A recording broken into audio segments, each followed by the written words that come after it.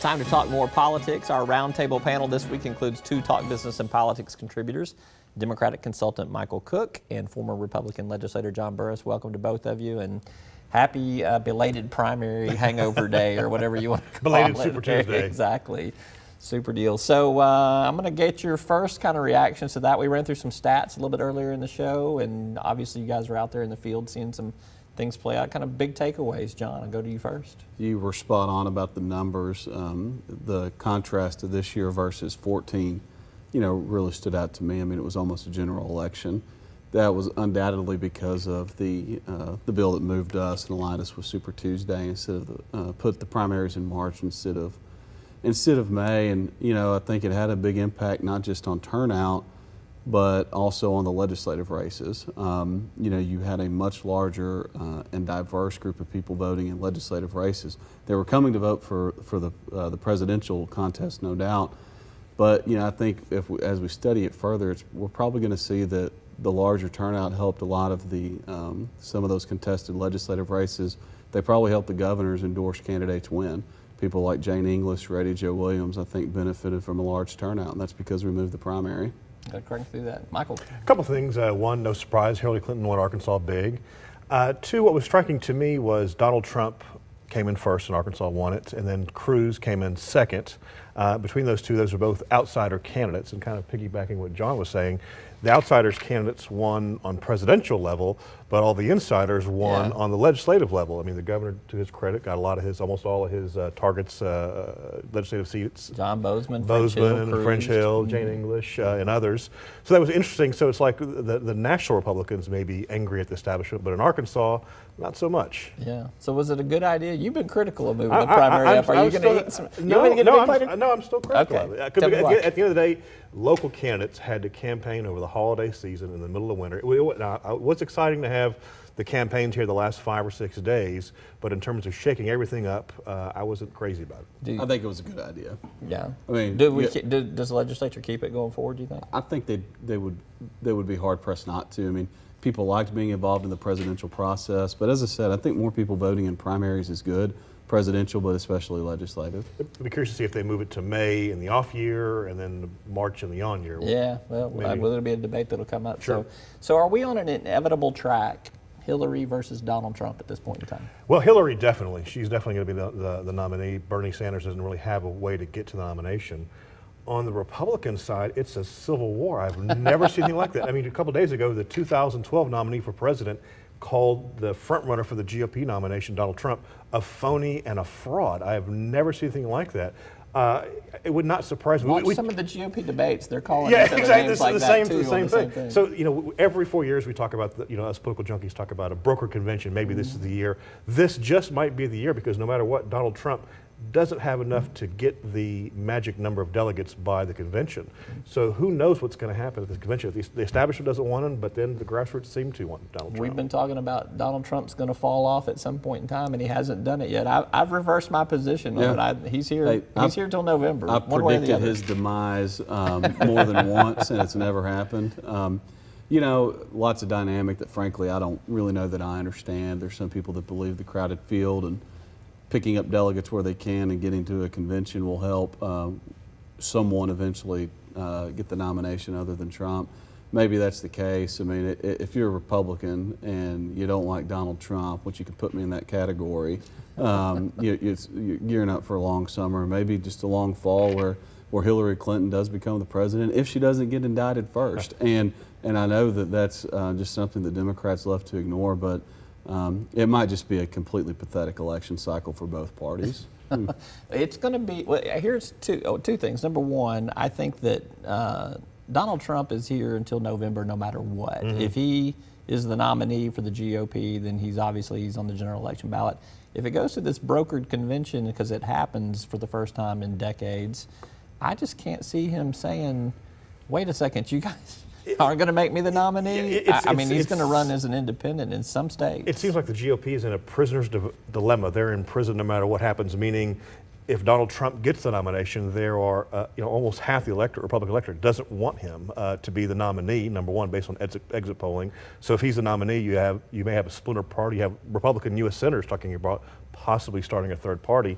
Or if he doesn't get the nomination, even though he won most of the delegates but loses in a brokered convention, all of his supporters will be livid, and maybe they support a third party Trump try, or who knows what's going to happen. Yeah. Do you see him staying in if he doesn't get the nomination? Yeah, I mean, he really cares about hand size. He doesn't seem like he's going to back down from anything. So I knew we could find a way to work that in there. Well, yeah, I mean, regrettably so. I mean, it's going to be a long summer. I mean, maybe some things turn around. Big elections coming up, but I think too, the other point I was going to make is the electoral math is on the Democrat side. If you look at the 2012 map of Obama's reelection campaign, the Democrats can lose Ohio, lose Florida, lose Virginia, and Hillary Clinton would still have enough to get to 270s. What does a Republican do to counter that math, John Burris? I mean, the only thing that I'd say is, we've all been underestimating Trump, and I would not underestimate him in a general against Hillary Clinton. The guy is just an expert troller. I mean, he can make anybody look silly and just say the things that you're not willing to say. And I've watched him in debates in restaurants where people just stop and are mesmerized by him. And the people that I know that are voting for him, they're people that would shock you. I know that Democrats love to pretend that it's all just, xenophobic KKK members, but it's not. It is normal people who are just sick of all this. And he draws to them, and I think contrasted to Hillary Clinton, even if he's the nominee, which I would not want as a Republican, but I think Democrats would be foolish to write him off as Republicans have throughout this entire cycle. Well, I think the Democrats, like you said, the demographics are on the side for the Democrats in terms of what Hillary can do. What's interesting, after the 2012 defeat with Mitt Romney lost, the Republican National Committee did a report of what they needed to do to be more successful in the presidential primaries. 5 of the last 6 presidential elections, Republicans have lost the popular vote, and that's a significant problem. And so the report said we need to expand the base, we need to bring in Latinos and try to bring in more minorities and so on and so forth. And yet they're potentially nominating a candidate in Donald Trump who's the antithesis of what this report said. I mean, he's going to probably drive up Latino turnout to come out against him. He says the Latinos love him. Yeah, well, he says it, but the reality is not the poll number. So the problem is the Republican Party, it seems like, is on a way to a major train wreck. I'll give you a chance to rebut if you want to, or we'll move on to the legislature. I'd rather talk about the legislature. All right, so we got about 60 seconds left. Asa Hutchinson had a great night on Tuesday night, although he was supporting Marco Rubio, but I think that his bigger challenge was to make sure that he secured some votes in the state legislature. How big of a night was it for him? It was big. He definitely did what he needed to do, and I think he did what he believed in. And I think the candidates ran good races. They messaged the issue correctly because, specifically Senator Jane English, she, I think, really messaged this issue of health care very well. And she said, voting for an appropriation is not voting for a policy. And if you're going to tell me that voting for an appropriation means I'm for everything that's in it, then I'm going to tell the voters that you voting against it means you're against everything that's in it. And someone needs to tell me how that logic's not fair, because I think voters saw it for what it was. And I think that's why the candidates were successful. I got to wrap it up there because I'm getting a cue, but we'll take a little web extra if you guys will stick around for a few more minutes. All right, Michael Cook and John Burris, thank you so much. Appreciate you. Welcome back to our Web Extra. I'm Roby Brock. I'm joined by John Burris and Michael Cook, two Talk Business and Politics contributors. All right, so we're talking on air. We ran out a little bit of time there. Web Extra gives us time to talk about all that we want to. We're talking about the legislative races and Asa Hutchinson and how he had a big night, backed a couple of candidates. They all, for the most part, came through. I think it's 6 out of 8 races. Would it be advantageous for a couple of Democrats to win this fall versus some Republicans? Sure. I mean, are there some contested races where that might? There's a couple things, yes. For the fate of the Arkansas works. It would be better. Maybe there are some Republican incumbents who are facing Democratic challengers who have been opposed to the private option. And so probably taking them out, if they could be taken out in the fall, would be better to give a little bit more breathing room to pass it. But one thing I'd also talk about, we talked about the big winner, of course, is H. Hutchinson. He won, just about all the races he had targeted. The big loser was Conduit for Action. I mean, they spent hundreds of thousands of dollars trying to get involved in these legislative primaries. and just got crushed. Nothing to show. Nothing really to show for it.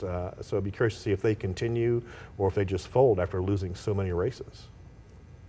Be even-handed in this, John. Well, Burris. no, I mean, I will be. I mean, I said the other night, that it's frustrating in so many ways. I mean, I don't support a lot of the things that Conduit for Action stands for. Sometimes I try to defend them and say I think they're well-meaning, but they're like so many Republicans who have just got suckered into this delusional reality of expectations that can never be met. People like Ted Cruz, people like Donald Trump play into it, and they've gotten people, they've exploited people for years, frankly, for their own self-benefit. And you hate to see it happen, and the division that it's caused in the Republican Party in Arkansas, specifically among members of the legislature, is very real. With the governor now, I'm hoping that we can maybe move past that. I think he can show the leadership. He has the leadership and can demonstrate the leadership to help move past some of this stuff and actually focus on things bigger than one tiny policy disagreement. I don't know if you can say this or not. Would it be all right if a few Democrats won in the fall? I don't think so. I mean, you know what? I'll tell you this, frankly. There are Democrats right now threatening to vote against a DHS appropriation that includes the thing that they say they're for, because they're unwilling to support some of the Medicaid reform that the governor's proposed on traditional Medicaid.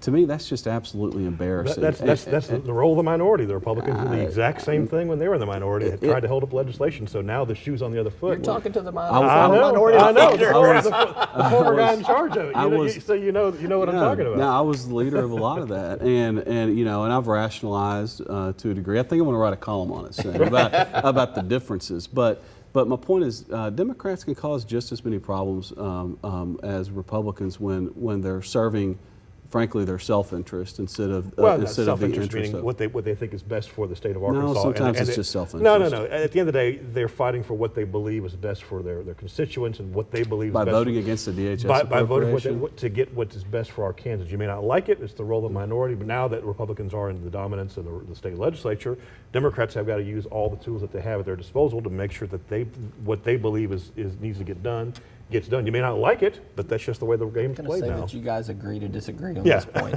All right, another question here, last question. Senator John Bozeman cruises to a pretty easy primary victory. Connor Eldridge unopposed, but now there's the general election makeup. He's challenged Bozeman to 5 debates. I didn't hear Lincoln Douglas in there, so that was kind of good.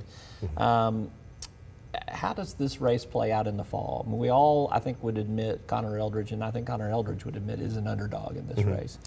I would agree. Connor Eldridge is a great candidate. He's got a good bio. He's got a good background. He's been a banker. He's been a U.S. attorney, so he has both the business and law enforcement background to really talk about when he talks about his biography and what he's done and what he wants to do. The problem is he's facing John Bozeman in a state that's gone Republican. Bozeman really hasn't made anybody mad. In all the columns I've written for Talk Business, I went back and looked. I've not written one negative thing about John Bozeman. So that in and of itself tells you that he hasn't made anybody mad. So it's going to be a tough row to hoe for Connor, but a great candidate. I know he's raising good money and he's doing all that he can to try to win it, because you never know. You never know, he says. Yeah, not until the votes are counted. You don't. I mean, I would go back to an earlier point that Connor Eldridge and probably people like him and those that support him are hoping for a Donald Trump Republican nominee more than anyone, and I think that's back to a bigger point that I've made for the past few months.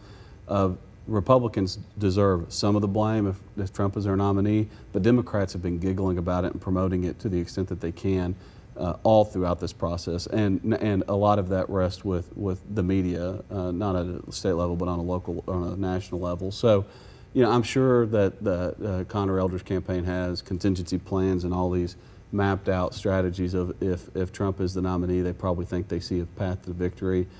I doubt that they do, even if he is. One thing I disagree with, I mean, let's be clear, the Republicans created Trumpenstein. They're the one who created this monster who's roaming through the countryside, tearing up the village. So that's one thing, you can't blame the Democrats.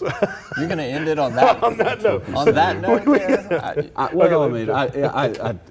the metaphor might be appropriate, but I really just don't think so. I mean, I've watched for months as Republicans have bemoaned him and come up with strategies for how to try to draw him out of the race or force him out of the race. while Democrats just celebrate. And I know they love to get on a high horse and act like, they hate it and give a big spin, but they love it. They encourage it. And maybe I don't, maybe that's just fair, but I think that it's at least worth acknowledging.